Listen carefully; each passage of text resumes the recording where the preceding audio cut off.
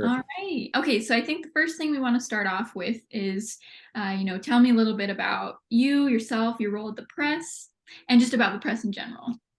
Sure. So I am the director of this small press called mediastudies.press, which is a nonprofit corporation in Pennsylvania that publishes open access, no fee books in the media, film, and communication studies fields, and has been around technically since 2019. Tries to publish about 5 books a year. And I am also a professor of media and communication at a liberal arts college called Muhlenberg in Pennsylvania as well. So I think that may be enough for the overview of what the press is. Yeah, for sure. And so tell me, okay, so you started in 2019, and when you entered, how did you work with metadata? What's been your experience with your books and metadata as a small publisher? So we were pretty motivated to record metadata in what we thought was a proper way, which I know wasn't always the case. I don't know. I think I might have like slight OCD tendencies occasionally, and like really was very intent to like try to do it right. Plus, just having to get our books up on things like Project Muse made it really important. Mm-hmm. So what we did is we had an Airtable. I don't know if you know that software that is like a database meets a spreadsheet online software. It's called Airtable.com, I think. We have, and we still have for some things, but in this case, basically you can think of it as like a fancy spreadsheet that tracked things like ISBNs and DOIs and other identifiers that make up the metadata. And that's what we sort of limped along with. And it worked fine. I mean, we were able to at least not lose track of those various numbers and other identifiers. So it worked fine, but it was hard to get stuff out, and also especially hard to like get it out into formats that were important to, various places that these books would land, which include, like OAPN and Project Muse, to take 2 examples, where they wanted this like messy XML that had to be handcrafted, basically. Yeah, for sure. And so what led you to discover Thoth, and how was your integration with them? I mean, of course, you just started, but how was it shifting everything over from the spreadsheet and just learning how to use Thoth and how it's been going? So I think I met Rupert Gotti, who's with Open Book Publishers, and Vincent, whose last name I'm forgetting, at Punctum, at some other event. Like there was just a Zoom meeting that related to the Open OA switchboard run by this organization called OASPA. And I think Rupert messaged me, and then we set up a meeting afterwards. And I'm going kind of granular here, but I'm saying that I basically just learned about it through the community. Our press was at that point, I don't think, formally part of Scholar-Led, the organization, which hadn't yet opened up its doors for membership, but I had been following that and hoping that it would. And though I didn't know Rupert or Vincent, I had met some other folks in their worlds, like Lucy Barnes and others. So they set up a meeting, Joe as well, and they described, among other things, the possibility of an OBC in the future, and the fact on the ground of Thoth that it was in existence in some beta form. And they invited us to be a kind of beta tester almost before it was more or less like opened up beyond the COPIM affiliated publishers.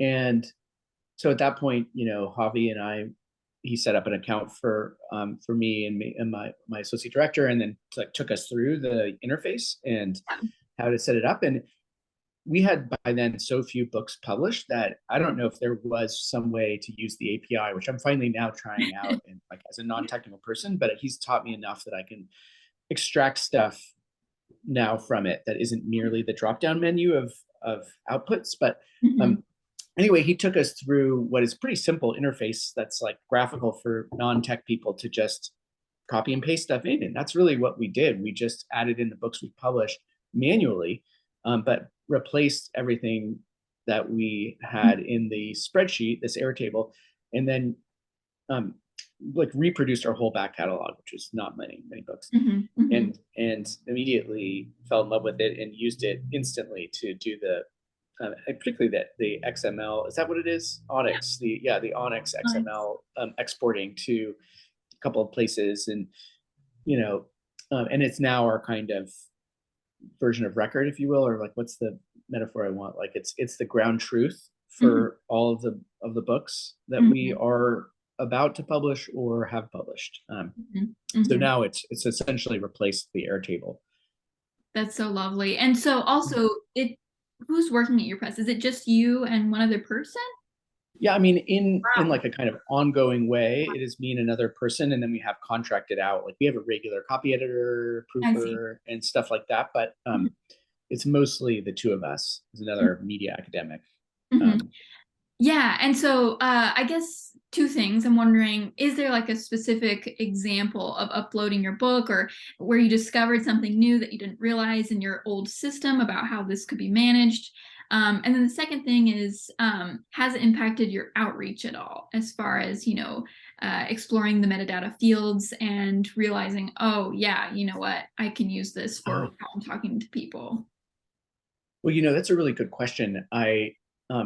So like one quick answer is that the interface, as it evolved a little bit over the time we started using it till now, kind of generated ideas, partly because things came along that were things like, I want to say that the technical or the word that's used is like location, but you can kind of associate publications with locations and record all of these in like paired granular detail that we hadn't thought about. Even the idea of like a drop-down menu with different pre-formatted locations gave us ideas to like approach JSTOR or that kind of thing. I'm trying to think of, repeat the other part of your question, Livy. What was it that I think also just said? about outreach, and I'll give my own example with Punctum. We specifically use author institution affiliation to discover, like to reach out to libraries, because we say, hey, guess what? We have an author at your institution that published a book with us. And that's something we didn't really connect the dots with until Thoth. And so now with the API, we just export all the authors, all their institutions, and now with the chapter level metadata, it's just totally blown up. It's just been. Are you doing at Punctum? Are you doing chapters? I saw OBP has done that. Are you doing for every book, even for non-edited books, like even books that have? Yeah, so like single authors. Yeah, so we're doing every kind of, anywhere there's an author with someone, any connection we can make, we are making it in those with the metadata. So it's been a lot of research, especially because we have quite a large catalog. So it took a long time. Vincent and I were kind of losing our minds, just like, okay, we need to hunt down this person. Where are they working? Because not everyone has an ORCID ID, giving this update and tracking their history. So some people are difficult. Yeah. Well, good. I mean, that's a great idea. The other thing I have had in mind is something that is related to the OBC, which is and I think OBP, not to mix my acronyms, is doing this, but like they're creating kind of like a white label catalog based on the Thoth metadata. I think that they're like replacing their website with that as being the back end. It's beautiful. Have you seen the latest website? I have seen it like just in passing. I want to look at it more, but I remember when they posted about it, they were going to like release it as like open source code, and maybe even like their people would help adapt it to do something similar for other presses. So Scholar Led is even interested in like having a Thoth generated thing based on their website, and I'm sure of course OBC itself is going to do something like that, right? With this integration with Thoth. We are OBC is integrated with Thoth completely. You can search the catalog of all the publishers. And so that's absolutely something that's available. That's already in place. Yeah. It's already in place. But in fact, I just had my last interview was with Laura and Luca from OBP. So nice. A long chat about just, how they're doing metadata, and like, it's so wonderful. Also, we are planning to do a workshop with, or not, I don't know if I want to call it a workshop, but we are meeting with all the publishers soon. An invite has not been sent out yet for the OBC about metadata, with where we're going That to would be so amazing. things. Actually, not You know next what I week, after. Oh, amazing. Okay, well, I will be there for sure. And one thing that I've found myself wanting is like I can download because of the open license of all of the metadata, an Onyx file of, let's say, a Punctum book, and see if I can kind of make sense of it, what's included. But I would love for someone like you at Punctum and someone at OBP to actually take us through the interface and like how they put in the table of contents and like what they put in when in various fields. Like some fields are ambiguous about Yeah. how they are used, and it would be like that I can't get access to. I only could see mine except for the authors. Like I can't see Other how, people. yeah, like what Punctum's backend looks like and how they actually go. I mean, some of them are like obvious, right? But some of them are a little more ambiguous, and I would love to see kind of like what best practices are in a way that doesn't Yes. require like scrutinizing an XML file and then like trying to guess what the field was in Tote. Right. Yeah. No, actually, I think that's a really lovely idea and something that could even be integrated with some of these use case studies that we're conducting interviews for. Because of course, I've talked with, a few different publishers now about, the intricacies of their metadata, and it would be great to have visual examples where you can see, oh yeah, here's exactly what a record would look like. This is how I use it. But yes, I love that idea, and I love that feedback. I think as we do more workshops, and you're right, like it is kind of its own art. There's so many opportunities that the publisher can do with entering metadata that it makes it very unique to them. And for me, I'm like, there's so many standards, I just fill everything out. But you're right, it can be interpreted differently, And and I'm some people don't clueless. fill everything out. So I Yeah, love yeah, that. and I would like to fill everything out if it's like a best practice or something. Yeah. Like I would love to learn from you or Mhm. from Rupert or something. Well, Like what to put in the long description versus the short description. Take one totally. superficial example. Totally. And actually, right now, Tote is working on kind of a green light traffic system where there are certain fields that will, tell you, or like it will be, I'm not really sure how it's going to be envisioned. This is something we're working on. So, and I'm also Mhm. not the one working on it. So I'm going to try my best to describe it. Javi is in charge of this.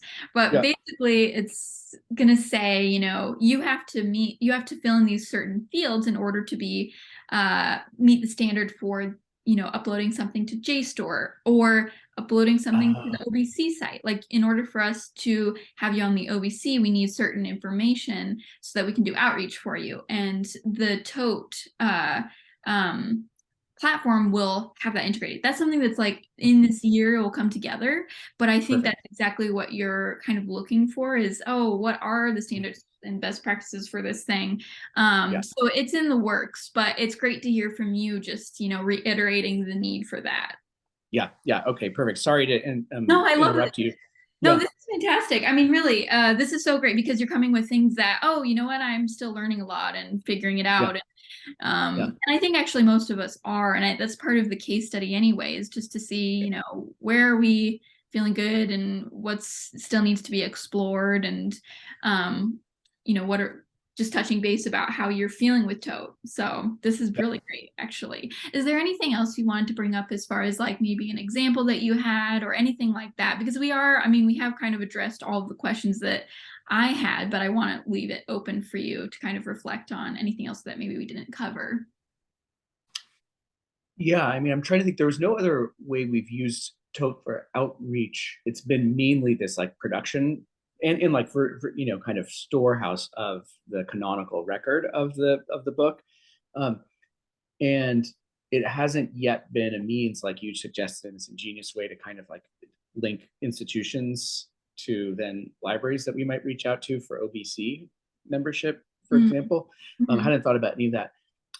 It was really helpful to have Yavi, I think was the one who did it, have like a workshop on the API. Okay, Yeah, I'm so glad you said that, not to interrupt, but yeah, I loved that workshop. yeah. And I feel like it might have been like I have just a pinch of knowledge about how to do stuff like that, and it's just enough that I could understand, and then like I corresponded with him a little bit afterwards. But it like opened up a world for now. I understand it. I have some examples saved in like the shortcuts app, And now we have like incorporated it into our workflow. So like if I ever want to generate a list of the books that we published, I'm not pulling it out of Excel or anywhere else. It's coming through the API and it spits out the text in the way I want it, you know? So I love that. I feel like we haven't fully taken advantage of it, but I know how to now pull anything out. So I'm sure you guys have, like, can you even, I can imagine like producing formatted cards of almost like a book handout or something, like a poster based on just like calling the API and then like replacing all the variables in it, and then having like a beautiful pamphlet to hand out, or honestly, that's not a bad idea, because of course we have the blog which reflected on the API workshop, which has some of those ready-made queries for everyone, but maybe there could be a better way to distribute those, especially for onboarding new publishers and integrating their metadata. But also maybe just follow up, or maybe the workshops become a regular thing. Javi's like, oh my gosh, Javi has all the answers for this. It's so helpful for so many people that I'm like, okay, we need you in the room to work with us again. So maybe we'll do a combination of those things. Yeah, you can imagine even like I mean, I know these aren't exactly amenable to this, but like a gallery of example workflows that people are using. They wouldn't be like downloadable on their own, because like I'm using it through this Mac/iOS thing called Shortcuts, and other people would do it through their own thing. Of course. But to like have like a little narrative description at least of what different presses are using the API for would, like, I'm sure be really cool. Maybe it would just be in a workshop to like go around and share what people are using the API for. Would be great to generate ideas. Oh my gosh, I love this. Yeah, of course. Okay, this was, I mean, of course, this is about you reflecting on things, but this has been so helpful for me. Good. And I can't wait to bring this back to everybody with so many of these ideas. But yeah, I think we'll close it there if that's okay. Perfect. I mean, yeah, that's wonderful. Yeah, good luck with the project, and I hope that is there going to be like an end of COPIM conference in April or something? I think I'm supposed to be there, although virtually. Yeah, virtually or in person, whatever, because it is in the UK. But yeah, it'll be virtual in my case for sure, and I think I'm just on a panel, and I'm not formally part of COPIM, but I'm very adjacent to and admiring from afar. So. Oh, for sure. Thank you for just making time and giving your feedback. And like, it was great to meet you virtually. Yes, you too. Like actually have a conversation instead of just emailing and you know how it goes. But thank you so much. And if I'm in Pennsylvania, I'll hit you up because I'm actually there. Yes. So. Yeah, please do. I'm close to Philly, so I can always get down there. Awesome. Cool. Okay. Well, thanks so much again, and good luck with everything, you know, and the rest of your day. I hope it's good. All right. Thanks, Libby. Okay, thanks. Okay. Bye. Bye.